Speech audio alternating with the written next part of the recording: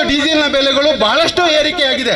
ಯಾವಾಗಲೂ ನಾವೆಲ್ಲ ನಿರೀಕ್ಷೆ ಮಾಡ್ತಾ ಇದ್ದದ್ದು, ಯಾವಾಗ ಕಚ್ಚಾ ತೈಲ ಬೆಲೆ ಕಡಿಮೆ ಇರುವಾಗ ಅಂತಾರಾಷ್ಟ್ರೀಯ ಮಟ್ಟದಲ್ಲಿ ಅದು ಇಲ್ಲಿ ಕಡಿಮೆ ಆಗ್ತದೆ ಅಂತ ನಿರೀಕ್ಷೆ ಇರುವಾಗ ಇಲ್ಲಿ ಇವರದ್ದು ಪ್ರಶ್ನೆ ಏನು, ಇಲ್ಲಿ ಜಾಸ್ತಿ ಆದ ಬಗ್ಗೆ ಅವರು ಮಾತಾಡುದಿಲ್ಲ. ನಾವು ಮಾತಾಡಬಾರ್ದು ಅಂತೇಳಿ ಅವರಿಗೆ ಕ್ಯಾನಲ್ಲಿ ಅವ್ರು ಬರಲಿ, ನಾವು ತೆಗಿಸಿ ಕೊಡ್ತೇವೆ, ಬಾಟ್ಲಲ್ಲಿ ತೆಗಿಸಿ ಕೊಡ್ತೇವೆ, ಬರಲಿ, ಅವ್ರ ಜನ ಯಾರಿದ್ರು ಬರಲಿ, ಎಲ್ಲಿಯೂ ಸಹ ಪ್ರಾಬ್ಲಮ್ ಆಗಲಿಲ್ಲ.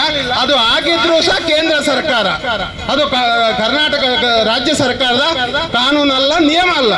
ಇದನ್ನು ನಾವು ಅರ್ಥ ಮಾಡಿಕೊಳ್ಬೇಕು.